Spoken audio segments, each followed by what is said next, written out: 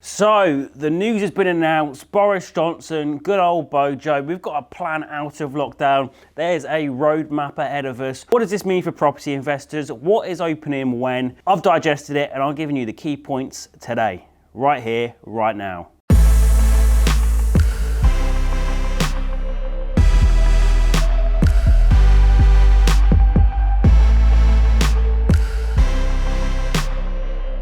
So, just last night, Boris Johnson, he's announced he's put a plan into place that has given us some indication of when lockdown is due to end. So the first set of restrictions that are being lifted are that from the 8th of March, schools are opening again, and that 2 people will be allowed to meet in a park. From the 29th of March, it'll be 2 households or 6 people will be allowed to meet in a public space or a private garden. This is fantastic news, ready for that barbecue season that's coming ahead. From the 12th of April, at the very earliest, is what they've said. This is where the big stuff starts to happen. The stuff that's actually going to get the economy moving again. Gyms, hairdressers, outdoor takeaways, indoor leisure centres, and most importantly, self-contained holiday accommodation. This is definitely the big news at the moment, because at the moment, people that are doing service accommodation, it's just the essential workers that are allowed to be there. And they're great for those long-term bookings, but everyone knows it's the holiday stays that pay the big money. So, from the 12th of April, you could potentially be putting your properties back out to market, allowed to operate again. And basically, this year is supposed to be the year of the staycation. All the councils are preparing for it. Bournemouth's allocating extra resources, all of these tourist hotspots. Because international travel is still unclear as to when we're actually allowed to start travelling again, it looks to be that the staycation really is the thing this year. So for everyone that's in service accommodation or looking to get in service accommodation, this could actually be the golden hour to take advantage of this and make some serious money this holiday season. And then from the 21st of June, that's when the rest of the economy is going to open, all the gigs, the large football events, the nightclubs. 21st of June is when everything should be lifted. He has said that this is at the very earliest, and it depends on if all these different factors, the vaccine being successful and all those kind of technical things.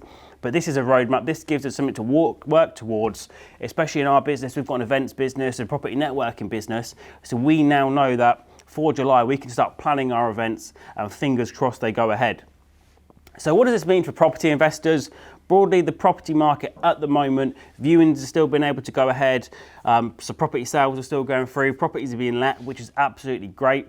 But the biggest opportunity here is in the service accommodation side of things, getting that great British staycation. So if you are looking to get into service accommodation, look to see how you can capitalise on this. Now could be the time for growth. Over the past 12 to 18 months, service accommodation has been hit massively with all of the lockdown restrictions. So for people that have basically weathered the storm and have now got their units ready to grow, scale and be profitable, this is the time to go hard on the marketing, go hard on those direct bookings and basically make as much money as possible this summer. So all of the government schemes, now this roadmap is set into place, they are still due to end as it stands at this very moment in time on the 30th of April. So the furlough schemes, all the loans, all of those advantageous schemes, all the support that's been put in place, 30th of April it's supposed to end. So the end could be in sight. So if you've not taken advantage of any of the government schemes or furlough, now is the time to do it before those schemes close.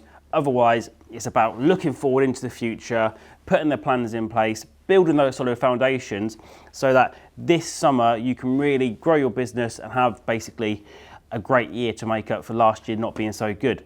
So overall, this is really good news after a difficult year now. So really looking forward to the future. What are you guys doing? Are you planning on growth or are you continuing working as you are? Let me know in the comments. Otherwise, make sure you give this video a thumbs up. Thank you very much for watching, guys.